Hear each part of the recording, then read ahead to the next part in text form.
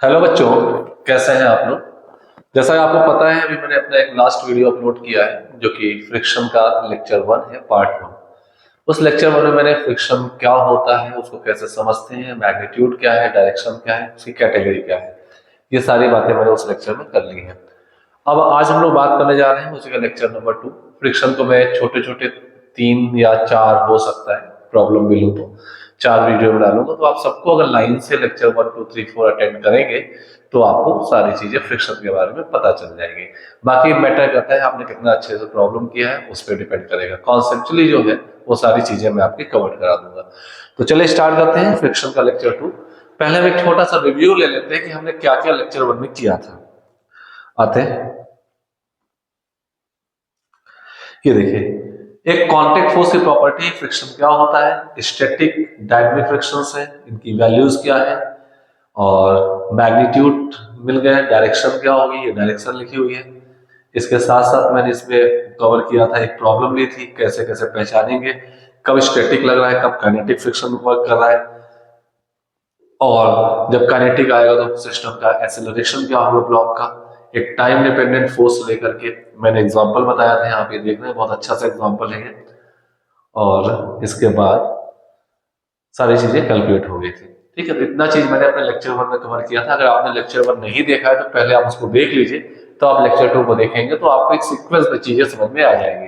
करीब 30 से 40 मिनट का मेरा ये वीडियो है। तो चलिए स्टार्ट करते हैं फ्रिक्शन के लेक्चर 2 के बारे में। तो जैसा कि हमने आप लास्ट क्लास में पढ़ा है कि स्टैटिक फ्रिक्शन की मैक्स वैल्यू जो है वो mu S times of normal reaction, वो डिपेंड करता है किसी भी प्लेन सरफेस पे क्या हो।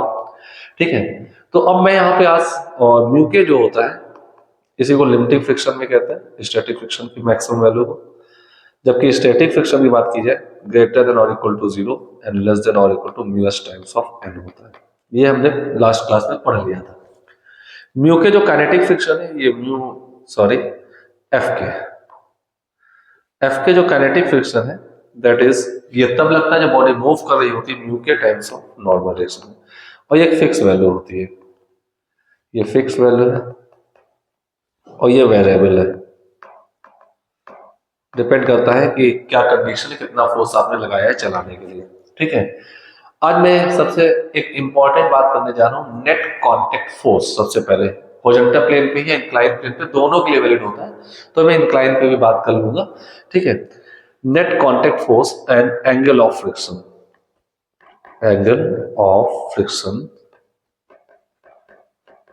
एंड नेट कांटेक्ट फोर्स, ये दो बहुत इंपॉर्टेंट पॉइंट है। Contact force, angle of friction and net contact force. तो चलिए स्टार्ट करते हैं। एंगल ऑफ फ्रिक्शन और नेट कांटेक्ट फोर्स क्या है उनको समझते हैं। तो लेट अस सपोज, मैं एक एग्जांपल के थ्रू आपको इसमें समझाऊं। कोई एक बॉडी है, बॉडी इस प्लेन में कांटेक्ट में, बस मैं कांटेक्ट हटा के दिखा रहा हूं, कांटेक्ट में ही बस कांटेक्ट फोर्स दिखाना है, इसलिए मैं इसको थोड़ा सा सेपरेट करके दिखा रहा हूं। सपोज इसका मास m है। किसी भी इंस्टेंट पर अगर आप इसमें कोई भी एक कॉज, एक ऐसा फोर्स कैपिटल F लगाते हैं, अप्लाइड फोर्स लगाते हैं, दो कंडीशन हो सकती है। Under the action of this force body या तो मूव कर रही होगी या तो मूव करने की टेंडेंसी रखेगी, नहीं मूव कर पा रही होगी, यानी कि अप्लाइड फोर्स लिमिटिंग से कम होगा तो बॉडी मूव नहीं कर रही होगी। कोई भी पॉसिबिलिटी हो सकती है। तो उस केस में कंफर्म है कि बॉडी अगर मूव करेगी तो राइटवर्ड मूव करेगी, या टेंडेंसी होगी तो राइटवर्ड मूव करने की टेंडेंसी होगी। तो इसमें बॉटम पे एक फ्रिक्शन आ जाएगा, फ्रिक्शन फोर्स, जो कि बॉडी में ऐसे लगेगा और इस प्लेन ऑफ कांटेक्ट पे इधर राइटवर्ड लगेगा। तो हमें इस ग्राउंड से मतलब नहीं, बॉडी पे मतलब है ये। इसके साथ साथ बॉडी पे एक नॉर्मल रिएक्शन भी आएगा ऐसे, एन, मैं बॉडी का मास यहां से हटा देता हूं,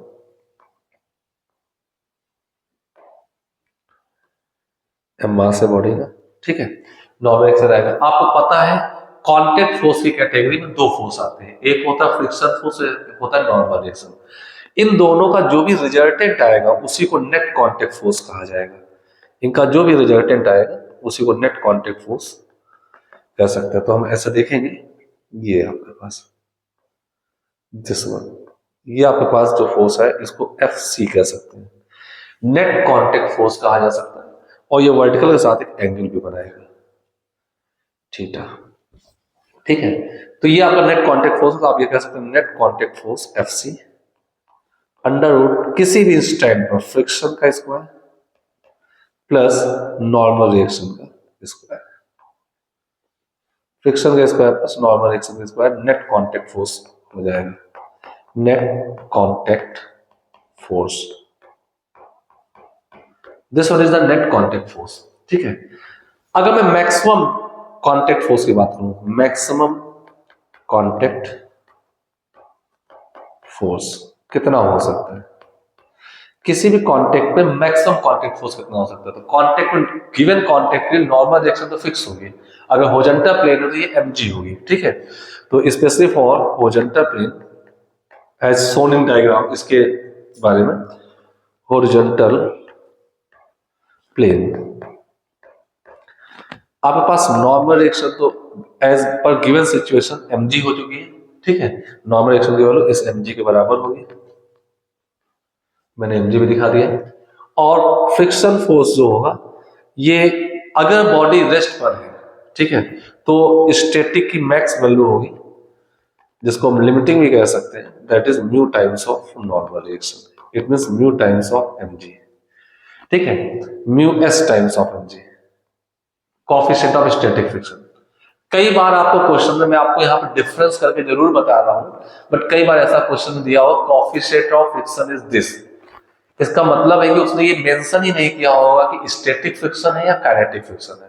तो आप समझ जाइए कि दोनों फ्रिक्शन कोएफिशिएंट एक ही लेने हैं आपको, म्यूएस और म्यू के दोनों सेम होंगे, जिसको म्यू से इन जनरल आप रिप्रेजेंट कर सकते हैं। इस बात को ध्यान रखिएगा, अगर क्वेश्चन में ऐसा नहीं मेंशन करता कि कोएफिशिएंट ऑफ स्टैटिक फ्रिक्शन है या कोएफिशिएंट ऑफ काइनेटिक फ्रिक्शन है, तो इस बात को ध्यान रखेंगे। तो म्यूएस और म्यू के अलग अलग नहीं, सेम लिए जाएंगे। ठीक है, मोस्ट ऑफ केसेस में म्यूएस और म्यू के सेम होते, म्यू लिए जाते हैं, if not mention, if not mentioned in problem. अगर प्रॉब्लम में ऐसा मेंशन नहीं है, मैंने लिख दिया है म्यूएस और म्यू के सेम होंगे, इसको म्यू लिखा जा सकता है if not mentioned in problem, यानी कि वहां पे दोनों चीजों को अलग अलग नहीं लेना चाहता, सेम लेगा तो आप म्यू का ही यूज कर सकते हैं। लेकिन मैं यहाँ पे जो डिटेल बनाया जाऊँ, वहां पे म्यूएस अलग होगा, म्यू के अलग होगा। ठीक है, अगर बॉडी रेस्ट पर है तो ये फ्रिक्शन फोर्स लग सकता है मैक्स, अगर मूव कर रही है, बॉडी मूव कर रही है, तो लिमिटिंग फ्रिक्शन, काइनेटिक फ्रिक्शन लगेगा, जो कि म्यू के टाइम्स ऑफ नॉर्मल रिएक्शन मतलब mg होगा। अब आप इन दो सिचुएशंस को देखें, ये दो फोर्स लग सकते हैं, तो this is the maximum and this is the maximum, moving में ये होगा, तो अगर मूविंग है तो ये होगा, स्टैटिक है तो वो होगा। बाकी जीरो से लेकर कई वैल्यूज होती है स्टैटिक फ्रिक्शन में, वो नहीं लेनी, तो मैं मैक्सिमम की बात करने जा रहा हूँ। ठीक है, लेकिन अगर दोनों ही केसेस में म्यूएस म्यू में अलग अलग हो, तो उस केस में स्टैटिक यानी कि मैक्सिमम वैल्यू यानी काइनेटिक वाला फ्रिक्शन ही मैक्सिमम आएगा, वहीं पे नेट कांटेक्ट फोर्स मैक्सिमम आएगा। लेकिन अगर म्यूएस म्यू के दोनों सेम ले लिया जाए तो mu mg and this is mu mg, mu s mu के नहीं लिखा जाएगा। तो अब दोनों की वैल्यू सेम आती है, तो काइनेटिक की बात करें उस समय मैक्सिमम कांटेक्ट फोर्स, या जस्ट रेडी टू मूव की बात करें तो उस समय मैक्सिमम कांटेक्ट फोर्स बराबर होंगे। इट मींस, तो मैं दोनों को सेम कंडीशन पे लिख दूं, तो नेट कांटेक्ट फोर्स आपके पास आएगा under root mu times of n whole square plus n का होल स्क्वायर, n बाहर आ जाएगा, under root 1 plus mu square. अब आप देख पा रहे हैं मैंने यहां पर मैक्स की बात कर ली।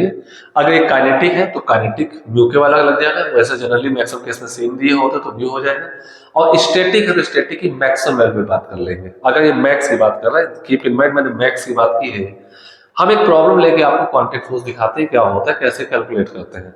तो चलिए एक एग्जांपल और ले लेते हैं, एक एग्जांपल लेते हैं। Example, suppose this is a block of mass 5 kg. Take the value of g 10 meter per second square in this problem, right? ये ब्लॉक किसी बॉडी हॉरिजॉन्टल प्लेन पे रखा हुआ है, इस पे मैंने एक टाइम डिपेंडेंट फोर्स लगा दी 5T। It is the variable force. Time dependent लगाने से क्या होता है, मैं एक ही प्रॉब्लम में कई चीजें आपको डिफरेंट स्टेप में बता सकता हूं। ठीक है, आपसे कहा जाता है फाइंड नेट कांटेक्ट फोर्स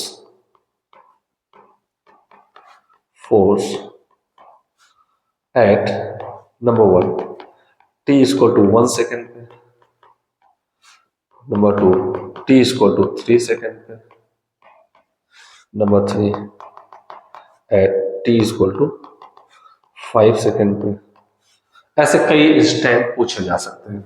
आपको यहाँ पे अलग अलग वैल्यू दी थी, म्यू एस दे दिया गया 0.6 एंड म्यू के दे दिया गया 0.5। ये एक एग्जांपल है, म्यू एस 0.6 म्यू के 0.5। अब जरा ध्यान से देखिएगा कैसे इसको सॉल्व करते हैं। सॉल्यूशन,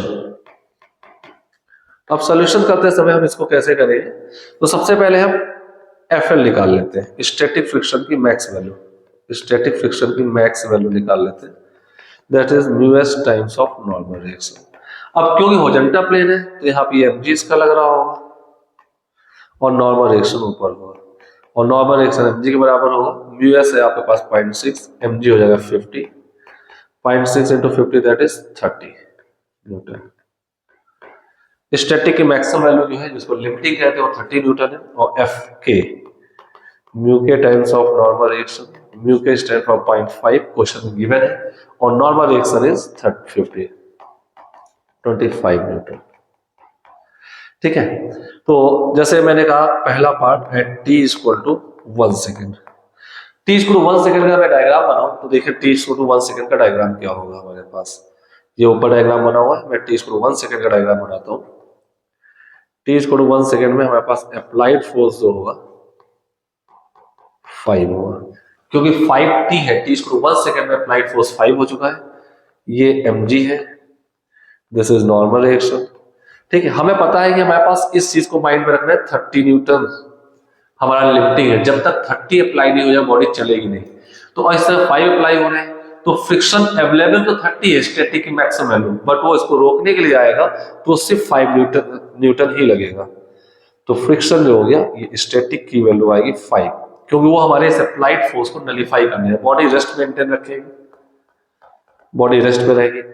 नॉर्मल एक्शन तुम्हारा 50 है, mg के इक्वल है, तो नॉर्मल एक्शन 50 हो गया, स्टैटिक फ्रिक्शन 5 हो गया, तो आप नेट कांटेक्ट फोर्स निकाल सकते हैं अंडर रूट फ्रिक्शन का स्क्वायर प्लस नॉर्मल रिएक्शन का स्क्वायर।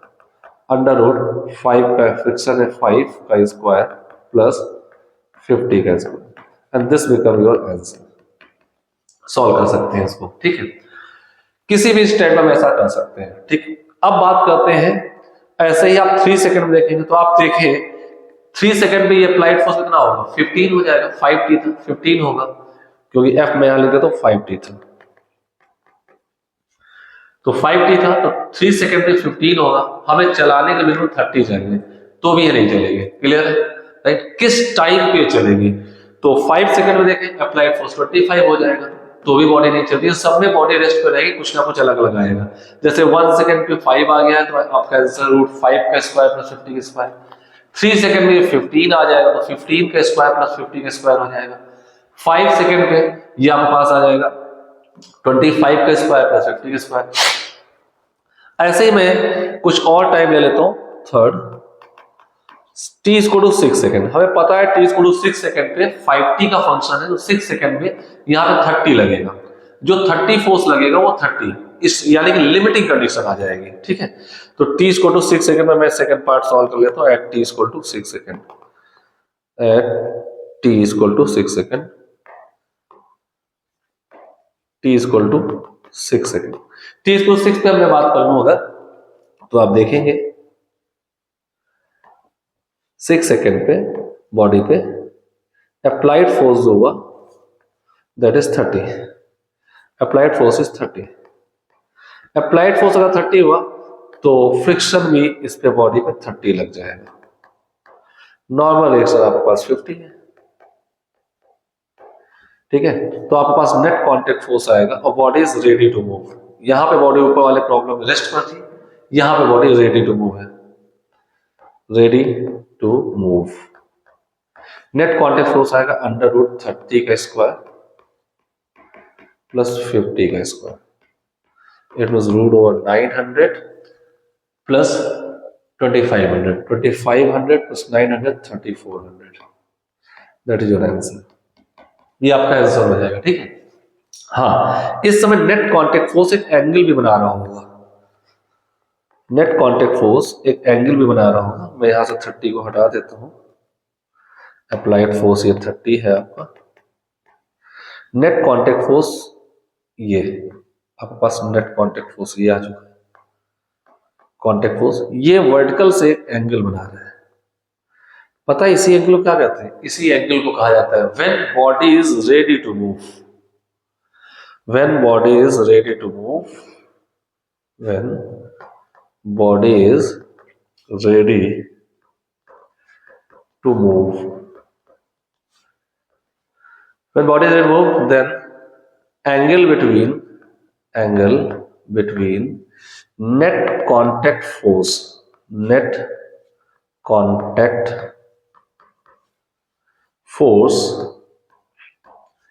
and normal reaction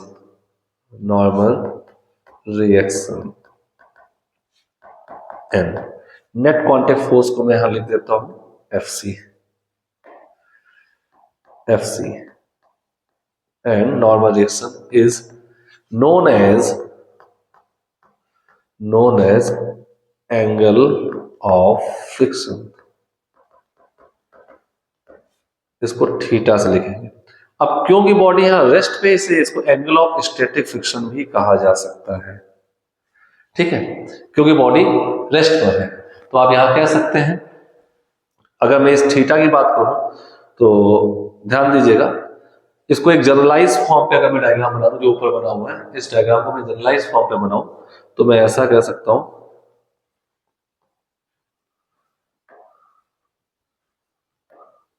ये देखिएगा,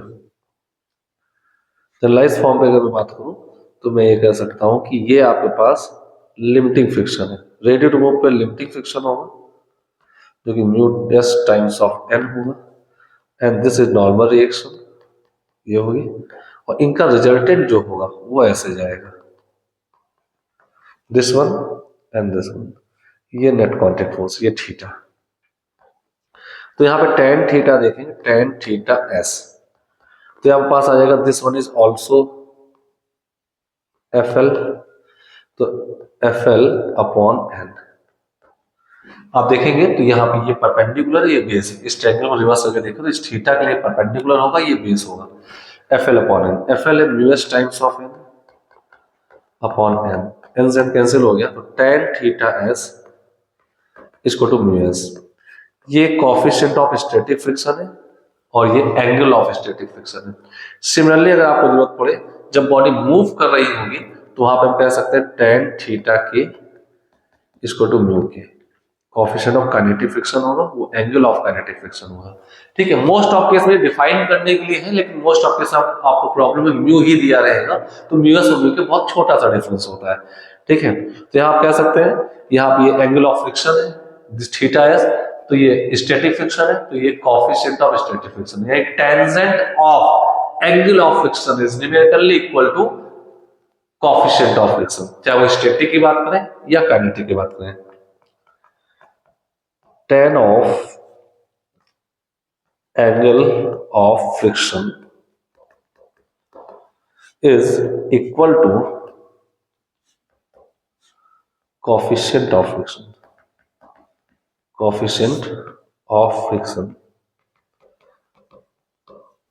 tan, ठीक है। तो ये बात समझ में आ गई होगी, नेट कांटेक्ट फोर्स निकालना आपने समझ लिया है और एंगल ऑफ फ्रिक्शन भी आपने समझ लिया है, ठीक है।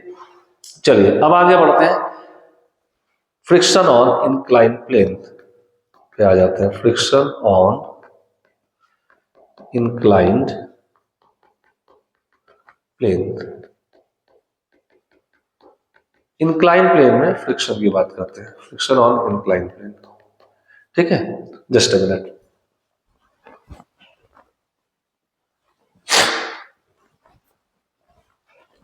फ्रिक्शन ऑन इंक्लाइन प्लेन, इसमें सबसे पहले हम लोग एक चीज समझते हैं और उसको कहते हैं angle of repose. Angle of repose, angle of repose है क्या? तो चलिए समझते हैं इसको, एंगल ऑफ रिपोज एक एग्जांपल के थ्रू समझते हैं। लेट अस सपोज कोई भी बॉडी है, दिस वन, ये एक रिमोट है और ये किसी हॉरिजॉन्टल प्लेन पे रखा हुआ है। अब देखिएगा इस प्लेन को मैं किसी एंगल पर उठाता हूं। अभी देखिए इसके ऊपर एक रिमोट रखा होगा, आपको दिख रहा हो, इसको मैं एक एंगल पर उठा रहा हूं, ये भी स्लिप नहीं कर रहा है, अभी भी स्लिप नहीं कर रहा है, अभी भी स्लिप नहीं कर रहा है। एक देखिए अब ये स्लिप करना शुरू किया, तो एक सर्टेन एंगल आपको दिख रहा हो, जिस एंगल पर किसी इंक्लाइन प्लेन पर रखी बॉडी रेडी टू स्लिप हो जाती है, यानी कि स्लिप करना शुरू कर देती है, उसी एंगल को एंगल ऑफ फ्रिक्शन कहते हैं।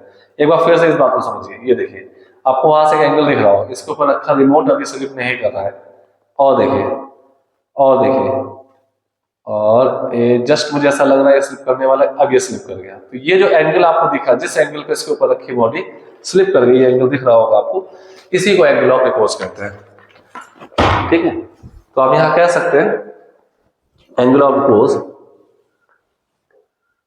is that angle of inclination of plane at which body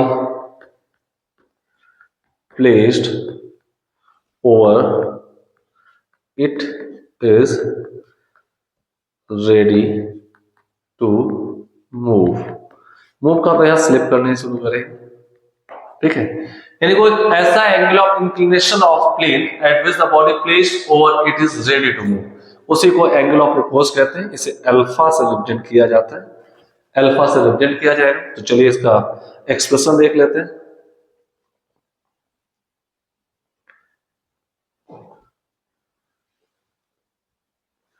एक इंक्लाइन प्लेन है, मान लेते हैं एक एंगल अल्फा है, इस पर, इस एंगल पर इसके ऊपर रखी body just ready to slip है। तो जरा ध्यान से देखिएगा, मैं यहां पर बॉडी बना रहा हूं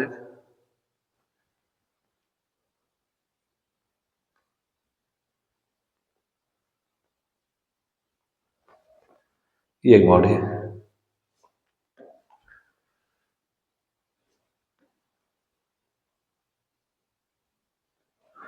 मैंने इसको जस्ट हटा के दिखाया जिससे मैं इसके सरफेस प्लेन पे फ्रिक्शन दिखा सकूं। अब ये बॉडी है तो इस पे दो फोर्स लग रहे हैं। पहला तो है इसका यहां से mg लग रहा होगा। अब क्योंकि एंगल अल्फा है तो इसका परपेंडिकुलर टू इंक्लाइन एक mg cos अल्फा लगेगा, mg cos अल्फा, और एक ये mg sin alpha, mg sin alpha. यहां पे इसको एक नॉर्मल रिएक्शन में मिलेगी out the plane of incline, normal reaction, और नॉर्मल रिएक्शन इंक्लाइन प्लेन पर numerically equal to mg cos alpha होगी, normal reaction mg cos alpha होगी। अब बॉडी को mg sin alpha down the incline लाने की कोशिश कर रहा है, लेकिन इसको रोक कौन रहा होगा? जो रोक रहा है फोर्स वो मैं यहां आपको दिखाता हूं। इसको रोकने वाला फोर्स होगा दैट इज ये फ्रिक्शन। अब फ्रिक्शन अपनी लिमिटिंग वैल्यू पर है, जस्ट रेडी टू मूव है, मैं यहां लिख देता हूं just ready to move, ready to move, just move करने तैयार हो। फ्रिक्शन लिमिटिंग पर होगा, लिमिटिंग फ्रिक्शन होगा mu times of normal reaction, normal reaction of this contact. ठीक है, तो नॉर्मल रिएक्शन की वैल्यू आपके पास है mg cos थीटा। अब because body is just ready to move, तो FL friction just balance the mg sin theta, mg sin alpha, mg sin alpha balance by limiting friction, mg sin alpha is equal to limiting friction mu times of normal reaction is mg cos alpha, normal reaction is mg cos alpha, mg cancel out, mu is equal to tan alpha। आप देख पा रहे हैं mu is equal to tan alpha, angle of repose, the tangent of angle of repose is equal to angle of friction, और अभी आप पढ़ चुके हैं एंग theta mu equal to tan theta, अभी जस्ट आपने ऊपर पढ़ा है, और थीटा एंगल ऑफ फ्रिक्शन है। तो यहां से ये पता चल गया alpha equal to theta. Alpha is angle of repose, angle of repose, theta is angle of friction. दोनों ही न्यूमेरिकली इक्वल होते हैं, तो ये चीज भी ध्यान रखना है आपको, ठीक है। Angle of repose is numerically equal to angle of friction.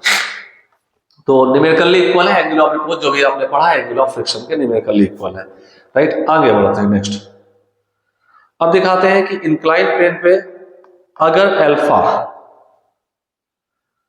आप गौर देखें, अल्फा जो है, अल्फा अगर किसी बॉडी के लिए एंगल ऑफ रिपोज 30 डिग्री है, तो आप 30 से पर बॉडी रेडी टू मूव होगी, 30 से थोड़ा ऊपर अगर बॉडी स्लिप कर जाएगी, बट 30 डिग्री अगर एंगल ऑफ रिपोज उससे कम किसी भी एंगल पर आप बॉडी को रखेंगे तो स्टैटिक फिक्सन रखकर उसको रेस्ट में मेंटेन रखेगा, बॉडी स्लिप नहीं करेगी, ठीक है। अब हम ऐसी कंडीशन की बात करते हैं जहां बॉडी स्लिप कर रही हो, तो कैसे पता करेंगे उसका एक्सेलरेशन क्या है, उसका डाउन टाइम आने का क्या है। तो सपोज एक फिर से एक एग्जांपल लेते हैं।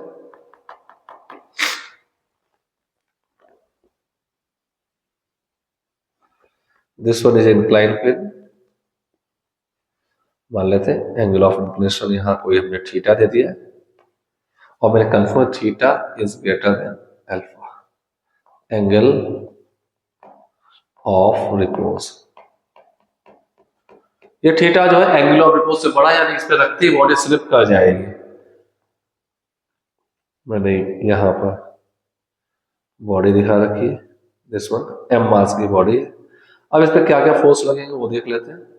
एक इसका नीचे mg लगता है, तो mg के दो कंपोनेंट कर लेते हैं, this one is mg cos theta and this one is mg sin theta, mg sin theta, this one is normal reaction, और यहां कांटेक्ट में एक फ्रिक्शन भी लगेगा, और फ्रिक्शन इस समय कैपेबल नहीं है रोक पाने के लिए। और ध्यान दें मैं यहाँ पे म्यूएस म्यूके की बात नहीं कर रहा हूँ, हो सकता है आपको अलग अलग दिया जाए तो आप उस अकॉर्डिंग मूव कर रहे हैं तो म्यूके लगाएंगे, रेस्ट में जब तक रहेंगे तो म्यूएस का यूज करेंगे। तो माइंडेड क्वेश्चन में क्या दिया जा रहा है, तो दोनों डिफरेंट दिए जा रहे हैं, तो आपको म्यूएस रेस्ट के टाइम में म्यूएस लगाना है और मोशन के टाइम में म्यूके लगाना है। लेकिन अगर सिर्फ म्यू दिया है तो इसका मतलब म्यूएस म्यूके दोनों ही सेम मानेंगे, तो आप दोनों जगह सेम म्यू यूज कर सकते हैं। तो यहाँ पे काइनेटिक फ्रिक्शन लगेगा एंड दैट इज म्यू के टाइम्स ऑफ नॉर्मल रिएक्शन, या mu times of normal reaction, ठीक है।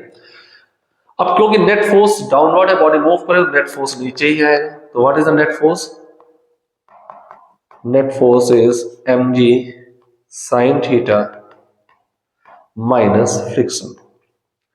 आप ऐसा कह सकते हैं mg sin theta minus mu, friction force is mu times, और म्यू के मैं यहां से हटा ही देता हूं, मैं सिमिलर लेके चल रहा हूं, mu times of normal reaction, normal reaction is mg cos theta. अब आप नेट फोर्स को ma कह सकते हैं, बॉडी a एक्सेलरेशन से अगर नीचे आ रही है तो ma equal to mg sin theta minus mu mg cos theta. m से m कैंसिल आउट कर दीजिए, तो acceleration down the incline plane आ गया g ब्रैकेट में sin theta minus mu cos theta. बहुत इंपॉर्टेंट फॉर्मूला याद रखना है, डाउन द इंक्लाइन ये एक्सेलरेशन होगा, ठीक है। अगर स्मूथ सरफेस है तो इसका एक्सेलरेशन अलग होता है, इफ स्मूथ तो म्यू 0 हो जाएगा और a की वैल्यू जो आएगी सिर्फ g sin थीटा आएगी, under the influence of mg sin theta only, इसके इन्फ्लुएंस में, ठीक है। तो ऐसा आपको याद रखना है। तो रफ सरफेस के लिए ये एक्सेलरेशन है, इंक्लाइन प्लेन में स्लिप करके आते हुए, और स्मूथ सरफेस के लिए ये एक्सेलरेशन है। कई बार ऐसे क्वेश्चंस आते हैं कि रफ सरफेस जाने में टाइम t1 लगता है, स्मूथ सरफेस टाइम t2 लगता है, तो आप बताएं t1 स्क्वायर या t2 स्क्वायर के रेशियो क्या है। चलिए इसके बाद हम एक चीज और देख लेते हैं। सपोज यहां से लेकर के यहां तक का ये जो इंक्लाइन प्लेन का डिस्टेंस था, जहां से ब्लॉक छोड़ा गया है, दिस इज s, ठीक है। तो अब इसको यहाँ पे रेस्ट से छोड़ा गया, तो u यहाँ पे इसका 0 था, रेस्ट करती है बॉडी। अब इसको यहां तक आने में कितना टाइम लगा, तो हम टाइम में निकाल लेंगे। तो by using time to reach bottom, time to reach bottom of the incline. Incline के बॉटम पे आने से कितना टाइम लगा, तो टाइम कैसे कैलकुलेट करेंगे, जस्ट ए मिनट।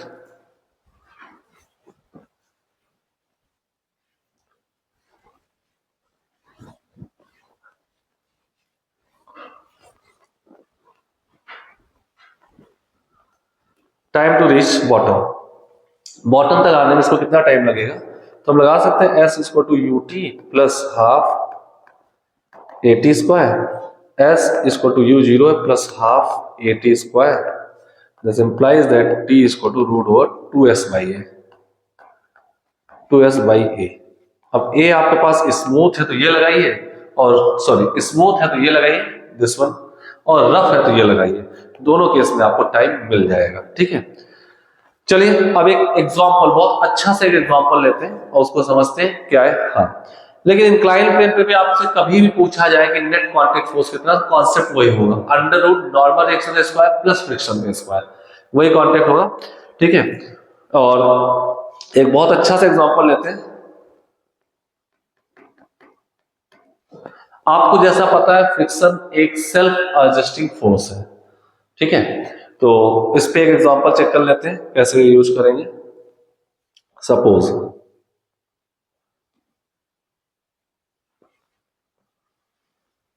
मैंने यहां पे थीटा दे दिया है, theta is let us suppose 53 degree, 53 degree है, एंड मैंने यहां म्यू दे दिया है 4/3, let us suppose 1 minute, just a minute रुक जाइए। यहाँ एम मास की कोई एक बॉडी रखी हुई है, इसका मास आपको दे दिया जाता है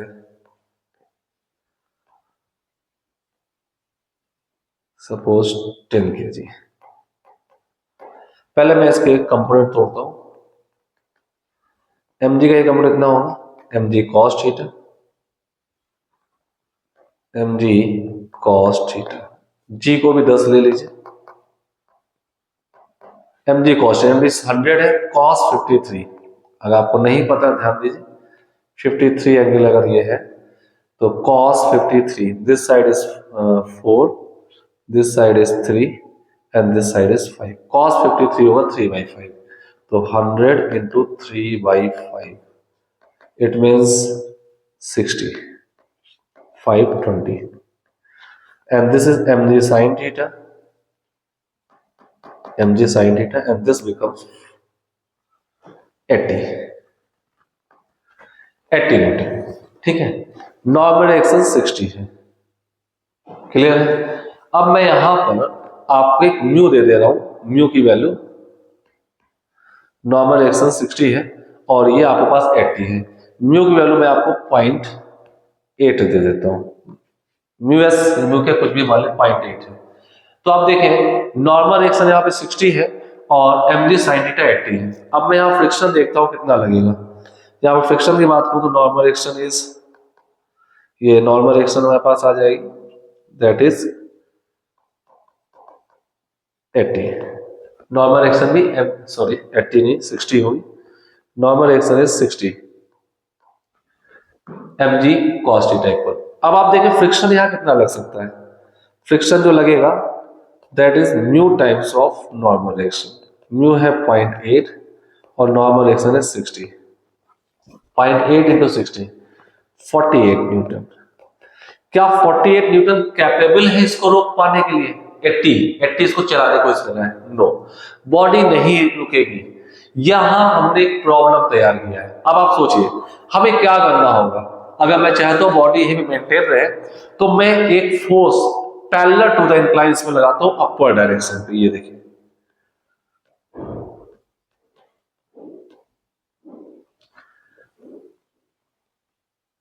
अपवर्ड डायरेक्शन में मैंने एक फोर्स लगाया parallel to the incline. Question ये है find value of F to hold body at rest. Body को रेस्ट में रखने के लिए क्या वैल्यू होनी चाहिए एफ की। तो जैसा कि आप देख पा रहे हैं यहाँ 80 और ये 48 है। 48 और 80 का डिफरेंस देखें तो हमारे पास आ जाएगा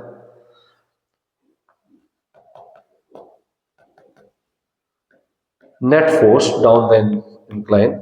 अगर देखें तो 80 माइनस 48 कितना हो गया 32 न्यूटन। ठीक है, तो अगर हम यहाँ पे 32 न्यूटन लगा दें एफ की वैल्यू 32 न्यूटन लगा दें तो आपका आंसर आ जाएगा 32 न्यूटन। आपके पास एक आंसर आ जाता है, जबकि 32 सिर्फ एक वैल्यू नहीं है। यहाँ पे बॉडी को यहाँ रोकने के लिए लॉट ऑफ फोर्स हो सकते लगाने पर आपका आंसर मिल सकता है। ये बहुत इंपॉर्टेंट बात है, समझिएगा इस बात को। मैंने आपको, अगर आपने मेरा पिछला वीडियो देखा हो तो मैंने कहा था फ्रिक्शन एक मायावी फोर्स होता है।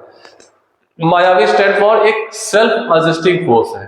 अब यहाँ पे इसकी यही प्रॉपर्टी वर्क करेगी। अब इस प्रॉपर्टी कैसे वर्क करेगी, एक आंसर साफ साफ दिख रहा है हमें कि 80 है और ये 48 है। 32 लगा दे तो 80 48 एंड 32 मैच करके 80 को बैलेंस कर सकते हैं। तो मैं एक आंसर जो आ रहा है वो तो मैं यहाँ लिख ही देता हूँ, बाकी अगले डायग्राम पे मैं यहाँ पे एक्सप्लेन करूँ। ये 32 एक आंसर तो हमारा हो गया, ये हमने लगा दिया 32 प्लस 48 मिला के 80 बैलेंस रुक गई। मोस्ट ऑफ बच्चे सोच लेंगे कि 32 लगाना है। अब मैं आपको एक चीज दिखाता हूं नेक्स्ट। अब अगर मैं आपसे देखूं, मैं फिर से ये डायग्राम बना देता हूं और देखिएगा आपके पास जो फ्रिक्शन है, फ्रिक्शन की अवेलेबिलिटी है 48, ये मैक्स है, इससे ज्यादा लग नहीं सकता था।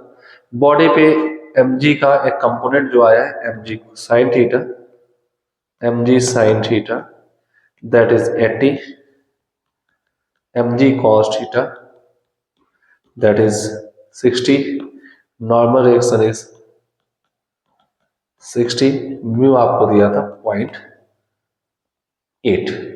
8 6 48, ये फ्रिक्शन है। ये हमने बोला डायग्राम नोट कर लिया। अब आपसे क्वेश्चन में कहा गया था इस एफ की वैल्यू बताएं। एफ मैं आपको बताता हूं इस एफ की वैल्यू क्या होगी। एफ की मिनिमम वैल्यू एक आएगी that is mg sin theta minus friction. Exactly limiting ही होगा mg sin theta minus friction. और मैक्स वैल्यू एक आएगी वो होगी mg sin theta plus friction. और ये आपके पास आएगी 80 माइनस 48 दैट इज 32, जो एक वैल्यू आपने पहले विजुलाइज कर ली। और ये आएगी 80 प्लस 48 दैट इज 128। अब F की वैल्यू इन दोनों के बीच में कोई भी वैल्यू आप फोर्स लगाएंगे ये बॉडी रेस्ट में रहेगी। अब मैं ये आपको करके दिखाता हूं कैसे। सपोज आपने एक 32 लगाया, F48 लगाए, बैलेंस है, आप इसको 50 लगा दीजिए, 50 लगा दीजिए। इन दोनों के बीच में मैं धीरे से अगर आपका 50 लग गया तो गौर देखें ये 50 है तो फ्रिक्शन अब अपने आप को रोके रखेगा। पहले देखें mg sin थीटा 80 नीचे ला रहा है, F अप्लाई फोर्स 50 है, इन दोनों में ये बड़ा है mg sin थीटा और F 50 ऊपर लग रहा है छोटा है, तो इन दोनों का डिफरेंस जो हुआ 30, फ्रिक्शन अपने आप को 48 से हटा करके 30 में शिफ्ट कर लेगा, क्योंकि 0 से 48 तक कुछ भी हो सकता है। अब आप देखें बैलेंस है 80 और ऊपर 50 हमने अप्लाइड किया तो फ्रिक्शन 30 में सेट हो गया, अपने आप को कम कर लिया, 30 प्लस 50 मिला के 80। अब मैं इस 50 से काट के इसको 100 कर दूं, एक बार फिर मैंने कर दिया 100। तो अब गौर देखें ये नीचे कितना है 80 है, ऊपर क्या है 100 है, ये 80 है ऊपर 100 है, तो गौर देखेंगे 100 बड़ा है और बॉडी टेंडेंसी अपवर्ड जाने की है। जब अपवर्ड जाने की कितना नेट फोर्स दिख रहा है 20, तो फ्रिक्शन अपने आप को यहां से कट कर लेगा और फ्रिक्शन अपने आप को डाउनवर्ड डायरेक्शन कर लेगा 20। तो अगर 20 जब हुआ तो आप देखेंगे डाउनवर्ड हो गया, अपनी डायरेक्शन बदल ली, सेल्फ एडजस्टिंग है, ठीक है, डायरेक्शन बदल ली इसने, क्लियर। ये 20 नीचे लग गया और 100 ऊपर में लगाया था और 80 mg sin थीटा था, 80 प्लस 20 मिला के 100 हो गया, हमने अप्लाइड फोर्स 100 था, ठीक है। अब आप 128 लगा दीजिए, आपने 128 लगाया, ये 80 था, नेट फोर्स 48 ऊपर मिलेगा, फ्रिक्शन अपने आप 20 से हटा करके 48 कर देगा, 48 कर ले, 48 प्लस 80 128। हाँ, अब ये 128 से आप ज्यादा कोई लगाएंगे तो बॉडी अपवर्ड मूव कर जाएगी। ठीक है, अगर F is greater than 128 Newton से बड़ा लगाया तो बॉडी अपवर्ड मूव कर जाएगी, और F लेस देन 32 लगाया तो बॉडी डाउनवर्ड मूव कर जाएगी। और इनके बीच में कोई भी वैल्यू लगाओ तो बॉडी रेस्ट मेंटेन रखेगी। हाँ, फ्रिक्शन की वैल्यूज कम ज्यादा होती रहेगी, और इन बिटवीन फ्रिक्शन कभी अप भी लगेगा, और कभी जब फोर्स आपका अपवर्ड नेट बड़ा आ जाएगा तो फ्रिक्शन अपनी आपकी डायरेक्शन चेंज करके डाउनवर्ड ही लग जाएगा। एक बहुत इंटरेस्टिंग क्वेश्चन है, इस पे वर्किंग बहुत जरूरी है, और इससे समझ में आ जाता है फ्रिक्शन का सेल्फ एडजस्टिंग नेचर समझ में आता है। ठीक है, तो चलिए एक और प्रॉब्लम ले लेते हैं। और ये जो प्रॉब्लम है ये मैं आपको TYS में डाल रहा हूं, ट्राई योरसेल्फ। और इसका मैं उम्मीद करता हूं कि आप लोग इसको करेंगे, और इसका आंसर जो है मुझे कमेंट में बताएंगे, और मैं वेट करूंगा आपके कमेंट का कि आप कमेंट कर रहे हैं या नहीं। इससे मुझे पता चलेगा कि आपने मुझे फॉलो किया है। ठीक है, ये सपोज किसी एंगल थीटा पर इंक्लाइन प्लेन है, और ये डिस्टेंस L है। यहां से एक M मास की बॉडी 5 kg की बॉडी है। G को आपको हमारे प्रॉब्लम में 10 ले लेना है। ठीक है, छोड़ी जाती है सपोज 30 डिग्री पे। ठीक है, 30 नहीं, बड़ा ले लेता हूं, 60 डिग्री लेता हूं, या छोड़िए मैं थीटा ही ले लेता हूं, और मास भी M ही ले लेता हूं, जो टेंशन बात नहीं है। जनरल पैरामीटर आपको देता हूं, मास M ले लिया, ग्रेविटी को G लीजिएगा, और फ्रिक्शन कोएफिशिएंट म्यू ले लीजिएगा, और फिर भी मानिएगा बॉडी इज स्लिपिंग है, रेस्ट से छोड़ी जाती है, यानी कि U = 0 रेस्ट से। अब इसका फर्स्ट हाफ पार्ट A से चलती है B तक, first half part A to B smooth है,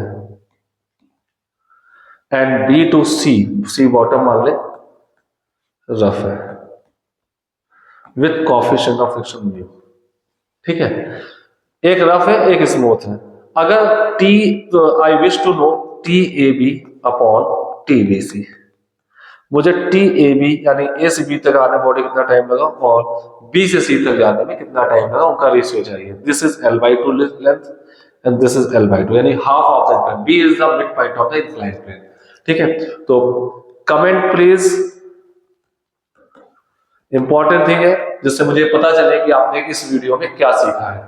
ठीक है, और मैं उम्मीद करता हूं आपने इसमें फ्रिक्शन के कई कॉन्सेप्ट समझे होंगे। पहला वीडियो मेरा आ चुका है, दूसरा मैं इसको अभी डाल रहा हूं जिसको आप देख रहे हैं, और इसके बाद शायद 2 वीडियो और मैं डालूंगा। एक में मैं बैंकिंग ऑफ रोड, और दूसरा कुछ प्रॉब्लम कलेक्शंस फ्रिक्शन के अच्छे से मेंस एंड एडवांस लेवल, क्योंकि अभी मेंस और एडवांस का एग्जाम अभी सर पर है, तो इससे मैं मेंस एडवांस के क्वेश्चन डालूंगा। हाँ, जो मेंस के क्वेश्चन है उसको नीट वाले बच्चे भी कर सकते हैं, बेसिक कॉन्सेप्ट पर होते हैं। ठीक है, तो दिस इज टुडे इज 12 दिसंबर है, और जनवरी में आपका एग्जाम होने वाला है मेंस का। तो please keep on watching and please share with all your friends जो फिर से अपने चीज का रिवीजन करना चाहते हैं। और बहुत ही जल्द मैं जेईई मेंस के एक बढ़िया से क्वेश्चन की सीरीज लेके आ रहा हूं। कीप ऑन वॉचिंग और टच पे रहें, देखते रहें। ठीक है, ओके, थैंक यू।